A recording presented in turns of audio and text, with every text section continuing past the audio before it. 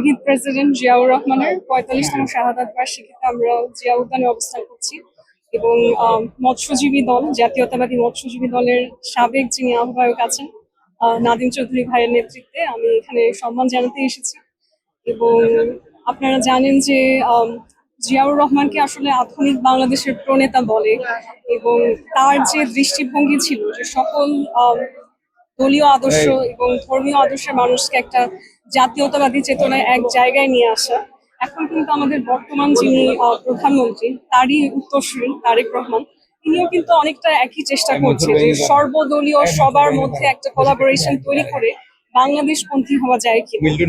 তো সেই যে মতাদর্শ যে আমরা সব ধরনের ধর্ম বর্ণের উপরে বাংলাদেশী হিসেবে বাংলাদেশ পন্থী হয়ে সামনে এগিয়ে যাব, সেই উদ্দেশ্যে আসলে আমার বিএনপির হয়ে এখানে আসা। এবং সবকিছুর বাইরে শুধুমাত্র একজন মানুষ হিসেবেও আসলে আমাদের দেশের জন্য, আমাদের স্বাধীনতার জন্য জিয়াউর রহমানের যে ভূমিকা ছিল সেটার প্রতি তো আসলে শ্রদ্ধা এমনিতেই আসে, এবং সেটা আমার মনে হয় সব ধরনের রাজনৈতিক উদ্দেশ্যের বাইরে। এবং আজ এখানে আসার আরো একটা বিষয় হচ্ছে, এখন অনেকেই আসলে আমাদের মুক্তিযুদ্ধের ইতিহাস বিকৃত করার চেষ্টা করে, এবং অনেক সময় আমরা দেখি হাসি ঠাট্টার ছলে বা রাজনৈতিক উদ্দেশ্যেই আমরা অনেক সময় দেখি যে আমাদের মুক্তিযুদ্ধকে আসলে ছোট করে ফেলা হয়। আমার মনে হয় সেই জায়গাতে আসলে আমাদেরকে অনেক শক্তভাবে, আমাদের যাদের মধ্যে এখনো আসলে আমরা বাংলাদেশের ইতিহাস সম্পর্কে সচেতন, তাদেরকে আসলে একসাথে এগিয়ে যেতে হবে।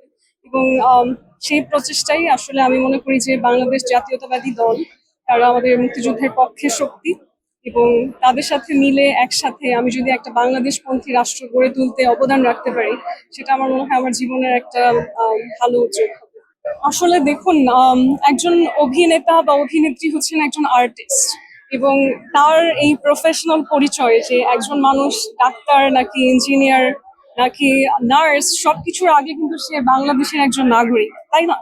সো আমার মনে হয় যে পৃথিবীতে যত বিপ্লব হয়েছে শুধুমাত্র আমাদের বাংলাদেশের মুক্তিযুদ্ধই না, সারা বিশ্বে যত ধরনের বিপ্লবী যুদ্ধর বিরতি যা কিছুই হয়েছে সবকিছুর পেছনে কিন্তু সবচেয়ে বড় এবং সম্মুখের অবদান ছিল হচ্ছে আর্টিস্টদের, গায়ক, যারা হচ্ছে অভিনেতা, তারা যে আর্ট অ্যান্ড কালচারের মাধ্যমে সারা বিশ্বের মানুষকে একত্র করে, এর ফলেই কিন্তু আসলে বিপ্লবের চেতনা যুগ যুগ ধরে বয়ে নিয়ে যাওয়া সম্ভব হয়।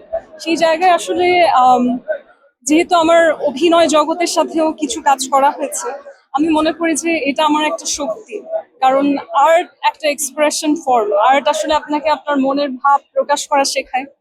একেবারেই হচ্ছে অচেনা মানুষ যেমন আপনারা, তাদের সাথে আসলে কেমন করে একটা যোগাযোগ স্থাপন করা যায় নিজের মতবাদ, নিজের মনোভাব প্রকাশ করে, সেটা শেখার অনেক সুন্দর একটা উপায় হচ্ছে আর্ট অ্যান্ড কালচার। তো আমি মনে করি যে আমার যে ট্রেনিংটা হয়েছে অভিনয় জগতে, আমার মনে হয় সেটা রাজনীতি জগতে আমার জন্য অনেক সহায়ক হবে।